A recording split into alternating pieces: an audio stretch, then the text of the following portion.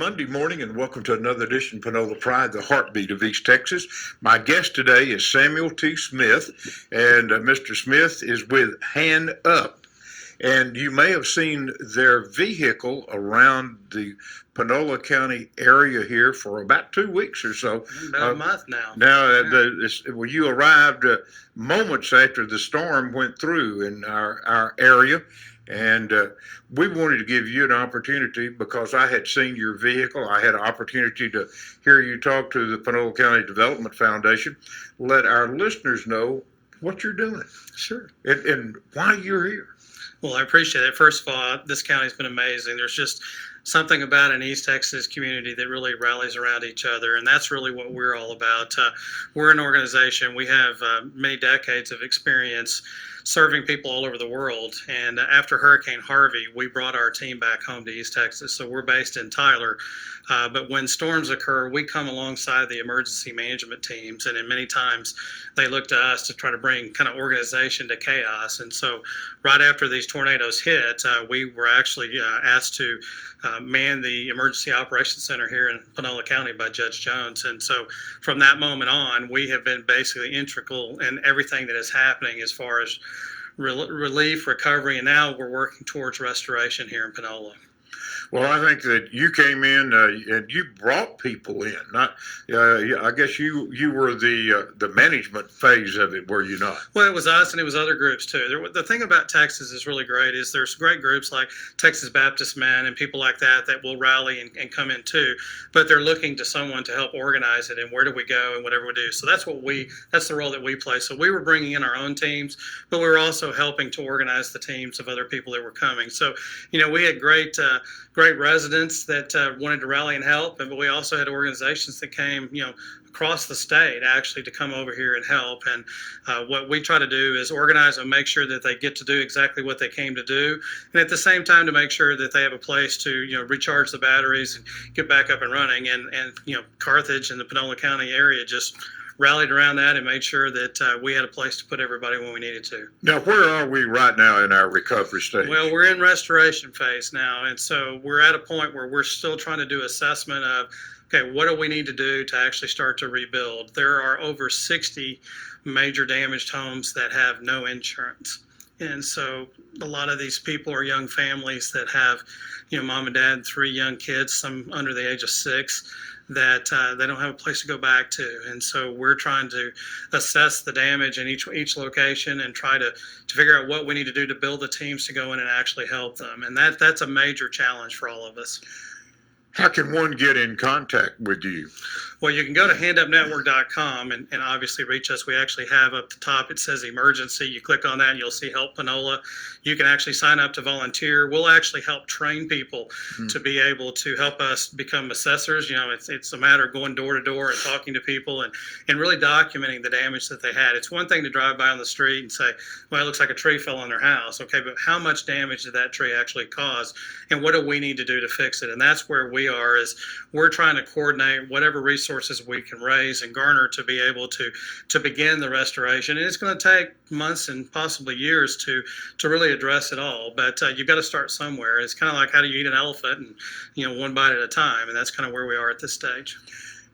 Almost mind-boggling. I didn't realize that we had as many families as you just pointed out. You might want to repeat that, of families that do not have insurance. Sure. We currently have over 60 non-insured families that have been affected by these storms, and that's horrific in many cases. Some have not been able to get back into a situation where they can even take care of their families. At the same time, others may have some damage where they're trying to live with it and try to get by, but they need help. And that's what we're trying to do, is we're trying to assess what are the needs so that we can start to build the teams. But the only way we're going to be able to really make this happen is to find people in this local community that are willing to give of their time, their resources to help us. It's one thing for me to rally the troops in Tyler and bring the people over, but we really need people also here in this own local community to help us. Now, you mentioned the fact that y'all have brought people in. I know that you've brought in, there's some the Baptist men. I think maybe you mentioned we've also had a crew of volunteer firemen that came in. We did. We had a group of gentlemen that basically on their days off from doing firework, are highly trained, highly skilled with chainsaws. And so these are the guys that can climb 100-foot trees and take trees down. And I got to tell you, they could do things that other organizations wouldn't do. And so they gave us 2 full days. And so they came down, and our friends at Central Baptist actually put them up and let us, basically treat them like kings while they were there. But these gentlemen went out there and did the heroic work. There were a couple of trees that we had that nobody could touch. In fact, there were a couple of groups that had tried to move a tree with, big dualies and big trucks and everything. And they couldn't even budge the trees. And these gentlemen were able to come in and cut them and get them in a more of a workable shape. And then locally, people like Courtney Construction, people like that jumped in and helped us finally get these things out of the way. And that's just step one. Now we got to figure, okay, now that the trees are out of the way, what damage was done to the home and what do we need to do to try to get it back up and get the family back in their house? Take a little bit of time, if you don't mind, talk about Hand Up and how the organization started and your basic philosophy. I know you touched on it, but Sure. go in detail. Well, the premise behind Hand Up is really we want to provide a hand up, not a handout. And that's really kind of where we're coming from. We've worked all over the world doing all kinds of work in Africa and India and the Philippines. After Hurricane Harvey, we responded to Hurricane Harvey. We were in Rockport right after the hurricane hit. And we started to realize our own fellow Texans were having some of the same issues that we were dealing with overseas. And so our entire team came back. And what we do is we focus on people that are going through a tough season in life. That could be people living on the streets. It could be people that basically have had a tragedy in their life. They don't know where to get out of it. We've got people that have gotten involved in drugs and substance abuse and so forth. So we have programs that basically help these people start to refocus their life, develop a life plan, and get back on their feet. And then we have a victim services team that came out of that. We started to realize a lot of the people we were working with were victims of crime. And so these victims, basically, we come alongside law enforcement and we help law enforcement to address these issues by taking care of the victims. All right. You're actually a nonprofit, so at some point in time, you have to have some funds to operate on. Well, that's one of our biggest challenges is that, we're certainly here to help, but we need resources to be able to do it. The challenge is not only do we need financial resources, we need volunteers too. If people want to help us, be on teams to help us assess some of the damage, we certainly could use their help on response teams. But we've had a lot of interest now in our mentoring programs as well as our victim services program. And so we've agreed to basically start a satellite operation here to help provide mentors and victim services specialists in this area if there's a need. And it sounds like there's a huge need. We've received over 15 calls this last week just from Mission Carthage and places like that saying, hey, can you help these people? And it's the type of programs that we operate in Texas, and we can do the same thing here. So we need people to volunteer and donate if they can to help us. We'd appreciate it. And how do they do that? They can go to handupnetwork.com. They can also text 76595 and actually text, and donate that way. Whatever you want to do to engage is really what we ask is, we certainly need resources. Some people don't have the time, but they have the resources to help. Others have the time and they want to volunteer. We have volunteers that are teenagers and we have volunteers that are in their 90s. And so it doesn't matter what your physical issues are.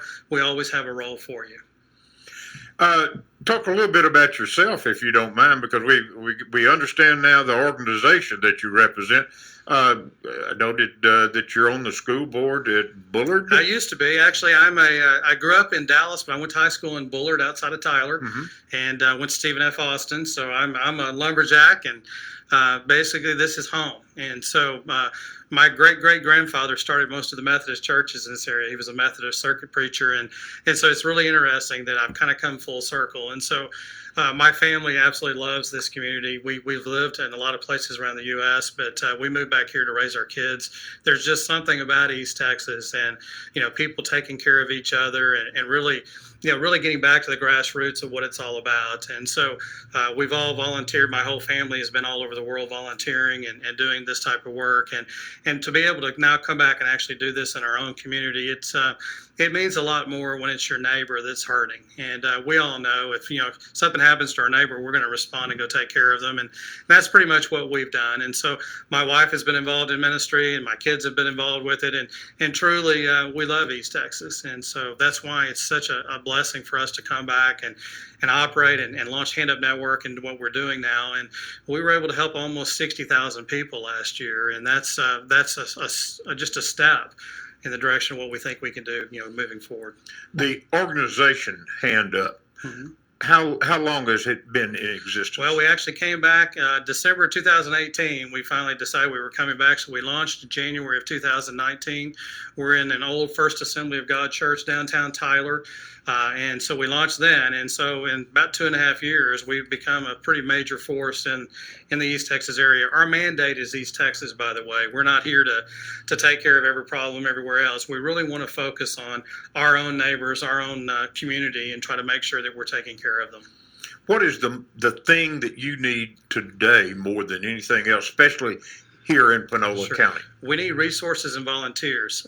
We do not have a full accounting of what the total need is in going home to home. We've done assessment. We know where the trees fell. We've removed trees. But now it's a matter of each individual home. What are the needs? What are the challenges so that we can build the teams? But in order to build the teams, I've got to have people on those teams. And so we need people with every skill. It doesn't matter if you're just a general helper or you're a master, technician, whatever it may be. We need your help to be able to do this, because the only way this is actually going to happen is that we have people with the resources necessary to join with us to make this all work. And the people can, again, I know I'm asking you to repeat, but if they want to help or if they need more information, the easiest thing to do is go to your handupnetwork.com. They can actually call us 903-597-5334 if they would like to call directly and talk to our receptionist. We are engaged, involved. I've been over here every week now for 5 straight weeks working, trying to help rebuild this community, and we need their help. We need assessment. You've given that, but we need volunteers, and you need funds, is what it sounds like. We really do, and I would love to know if people are interested in becoming mentors and getting involved in our victim services area where we respond with law enforcement. We didn't realize how much need was over here, but since people found out we did this, they really have started to reach out on that too. So Central Baptist has actually already reached out to us and said, look, we'll help you and find the space to be able to do this so that we can actually start our mentoring over here and actually start to help people develop life plans, get back on their feet. And that could be a long-lasting, really positive, coming from a really significant tragedy. Let's talk a little bit. You mentioned helping law enforcement. Let's take that a little bit further, if you would. Well, unfortunately, Interstate 20 is a human trafficking pipeline, and so we deal very regularly, especially since we're there in Tyler. It's a regional health hub. We've got 3 major hospitals. And so anybody that basically has a major issue ends up in those hospitals. And so we get a phone call, we respond alongside law enforcement, alongside the medical professionals, and we are the advocates for the actual victims themselves. And so we're there to kind of help stabilize their world. Once all the medical work is done, we work with the SANE nurses in the hospitals. If you're not familiar with a SANE nurse, that's a sexual assault nurse examiner. So if you've had a sexual assault, they do all the examination, grab all the evidence, but then they turn it back over to us. And we help the victims stabilize their life. We apply for CVC funding, which is crime victim compensation. If you're a victim of a horrific crime in Texas, you can actually apply to get emergency funds to help you find a place to live and be stable. So we come alongside those victims and we work with them all the way through the judicial process. We go to all the interviews. If they need to go to interviews with the district attorneys, we work with every district attorney in all these different counties. And so we help the victims kind of go through it. It takes 3.5 to 4.5 years right now for a sexual assault to actually go to trial. So if you think about that, it's not like CSI on TV. It's truly a long road ahead. And so our goal is to try to get those victims stable, back up and restoring their lives long before the judicial process sees its course. And then after it happens, we stay engaged. And so if someone were to come up for probation, they actually have to contact us and we make sure that the victim is aware. And I know that sounds trite, but we actually had a 14-year-old sexual assault victim. She was assaulted by her mother's boyfriend, and he got 40 years in prison. 20 years later, she's 35. she's walking through Walmart, and the guy had been released, and they had contacted the mother. The mother never told her. And so she's in Walmart with her child, walking around, makes a turn, and there's the guy that had sexually assaulted her, and she just imploded. And you can imagine how horrific that is. And so we're working to make sure that something like that never happens again. So I call them our angels. They're truly angels. They respond 24/7 to our hospitals as well as law enforcement. And we're starting to see that maybe there's a real need over here to maybe engage and help with that as well. So we're certainly open to doing that. Very good. I'm going to ask you to repeat again, but basically you came to Panola County, our portion of East Texas, to help those victims that were involved with going through with the tornado. And if you don't mind repeating what you need and how can people help? Well, we need resources, and yes, we did. We were here right after the tornadoes hit.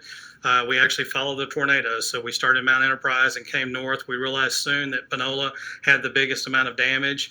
We came alongside Judge Jones and the emergency management coordinator here, Tommy Earl, and we were asked to run the emergency operations center. And so what we're doing now is we're in restoration phase where things have stabilized, but now we're trying to assess, okay, what do we need to do? We have over 60 families out here that have no insurance, and so they need help. And if it's not us, no one's going to do it. And so we've got to help our neighbors. In order to do that, we need resources, we need monies, we need people to volunteer to help us do the assessments and so forth. Panola is going to help Panola. We're here to help Panola, and that's really what it's all about. And through that, a lot of good things have come from it. And so I really feel like that we're getting ready to have Hand Up Network here for the long run in Panola County to try to help Panola rebuild, but also to provide some resources maybe that have not been available in the past. Very good. Anything else that you'd like to share with our audience? Well, what I would like to say is thank you. Thank you to this community. There's just something about East Texas and East Texans helping East Texans, and we have been very blessed. People have rolled out anything they could to try to help us when we've come alongside and said we need something. There have been people in this community that have jumped right to it and helped us. And so I just ask everybody to continue to help us with that and jump in and volunteer and keep us in your prayers too. We need all the help we can get because the people that we're working with, most of them have lost everything, and they're in need. And when we have a neighbor in need in East Texas responds, and no better example than what has happened here in Panola. Sam, one more time, if people want to help, they would have questions, etc., how do they get in touch with you? Go to handupnetwork.com or call 903-597-5334. That'll get you right to our receptionist. We have people engaged 24/7 trying to help people throughout East Texas, and certainly here in Carthage and in the Panola County area, we're going to be doing this for quite a while. Very good. We appreciate it. It's my pleasure. All right. Again, let me repeat that number. It's area code 903-597-5334. Yes, sir. All right. Sam, we appreciate coming into our community. We appreciate you helping our folks, and we thank you for what you're doing. Well, it's my honor. I'm an East Texan too, so we're here to help each other. To our viewing and listening audience, thank you for being with us this morning, and we encourage you to have a fantastic day. Join us this same time tomorrow. Until then, take care, and may God bless.